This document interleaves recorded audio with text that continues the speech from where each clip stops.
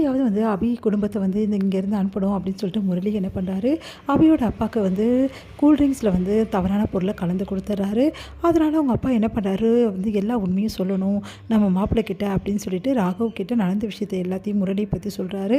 அதை கேட்டு ராகவ் அதிர்ச்சி அடைகிறாரு. நீங்கள் சொல்கிறதெல்லாம் உண்மையா? ஆமாம், நான் சொல்கிறதெல்லாம் உண்மை தான். இவ்வளவும் நடந்திருக்கு. இதுக்கு அபிக்கு வந்து எந்த சம்மந்தமும் கிடையாது. அபி பாவம், கல்யாணம் வேணான்னு தான் சொன்னால் நாங்கள் தான் வம்பு பண்ணி அந்த பாவிக்கு கல்யாணம் பண்ணுறதுக்காக ஏற்பாடு பண்ணோம்.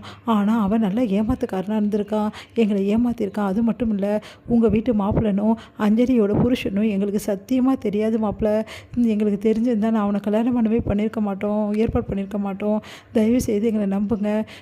அது மட்டும் கிடையாது, விக்னேஷுக்கு கல்யாணம் ஏற்பாடு பண்ணுற அன்னைக்கு கூட நைட்டு கூட என் பொண்ணை வந்து அவன் தூக்கின்னு பார்த்துருக்கான். அதுக்கப்புறமா நீங்கள் தானே வந்து நீங்கள் குதிச்சு வந்து காப்பாற்றுனீங்க. அந்த விஷயமும் எங்களுக்கு அப்புறமா தான் தெரியும். இவ்வளோ உண்மைகளும் நாங்கள் மறைச்சி வச்சிட்டோம், எங்களை மன்னிச்சிடுங்க. நாங்கள் ரொம்ப பெரிய தப்பு பண்ணிடுறோம். எங்களுக்கு ஒவ்வொரு நாளும் எங்களுக்கு மனசாட்சி கஷ்டப்படுத்துது. எங்களை எப்படியாவது உங்ககிட்ட எல்லா உண்மையும் சொல்லிடணும் நாங்கள் நினச்சிட்டு இருந்தோம். ஆனால் அஞ்சலி பாப்பா பாவம் இல்லை, அவங்க அந்த பொண்ணுக்காக மட்டும்தான்ப்பா நாங்கள் இவ்வளோ நாளாக எல்லாத்தையும் மறைச்சி வச்சுருந்தோம். ஆனால் இன்றைக்கி என்னால் மறைக்க முடியல. என் மனசாட்சி எனக்கு கஷ்டப்படுத்துது. ஏன்னா என் பொண்ணு அந்த அளவு நீங்கள் பார்த்துக்கிறீங்க, நல்லபடி கவனிச்சிக்கிறீங்க. இந்த மாதிரி ஒரு மனுஷன்கிட்ட நாங்கள் எப்படி மறைக்கிறது? அதனால தான் எல்லா உண்மையும் சொல்லிட்டோம்ப்பா. தயவுசெய்து வந்து என் பொண்ணை தப்பாக நினைக்காதீங்க. என் பொண்ணு எந்த தப்புமே பண்ணலை. இந்த விஷயத்த உங்ககிட்ட எப்படி சொல்கிறதுன்னு தெரில. நான் இப்போ சொல்லிட்டேன், சொன்னோன்னே என் பொண்ணு தப்பாக நினச்சிட போகிறீங்க அப்படின்னு சொல்லிட்டு அழகிறாரு. அவரால் தாங்கிக்கவே முடியல, பயங்கரமாக கதறிக்காரு, அழகிறாரு. இங்கே வந்து அப்படியே அதிர்ச்சி அடைகிறாரு. நம்ம ராகவ் கேட்குறாரு அபிக்கிட்ட, அப்போது இந்த விஷயம் எல்லாமே உங்கள் வீட்டில் எல்லாருக்குமே தெரியுமா? ஏன் என்கிட்ட சொல்லலை? உனக்கு மட்டும்தான் தெரியும்னு நினச்சேன் அப்படின்னோடனே அந்த உடனே வந்து அபி சொல்கிறாங்க, ஆமாம், எல்லாருக்கும் தெரியாமல் எப்படி இருக்கும்? எல்லாருக்கும் வந்து தெரிஞ்சு தானே இதெல்லாம் நடந்துச்சு அப்படின்றாங்க. அப்போ கூட ஏன் என்கிட்ட சொல்லலை? நான் யாருக்குமே தெரியாதுன்னு நினச்சிட்டு இருந்தேனே, இவ்வளோ நாள் உன்னை பற்றி தப்பாக நினச்சிட்டு இருந்தேன் அபி. ஆனால் இவ்வளோ நீ கஷ்டப்பட்டிருக்க, என் சாரி அபி, என்னை மன்னிச்சிடு அப்படின்னு சொல்லிட்டு கையை பிடிக்கிறாரு. இதையெல்லாம் பார்த்துட்டு முறையால் தாங்கிக்க முடியல. இவ்வளோ நாள் வந்து நம்ம வேறு மாதிரி நினச்சிருந்தோமே, கடைசியில் இப்படி ஆகிடுச்சு.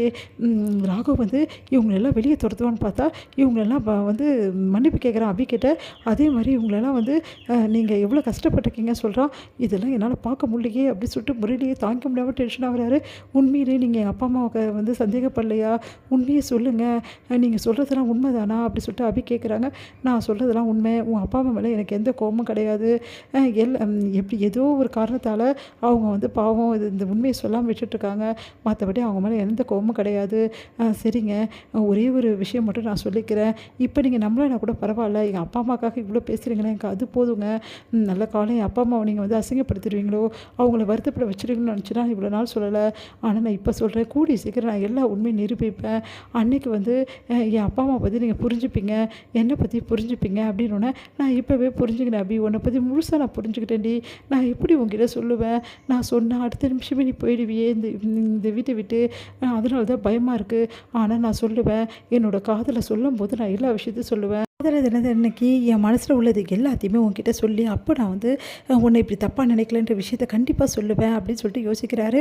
உடனே வந்து திரும்பி பார்க்குறாரு. முரளி வந்து செம்ம டென்ஷனாக உட்காந்துருக்காரு. முரளியை பார்த்தோன்னா அவருக்கு கோவமாக வருது. நேராக போய் சட்டையை பிடிச்சி அப்படி பலர்னு அரையணும் போல் அவருக்கு தோணுது.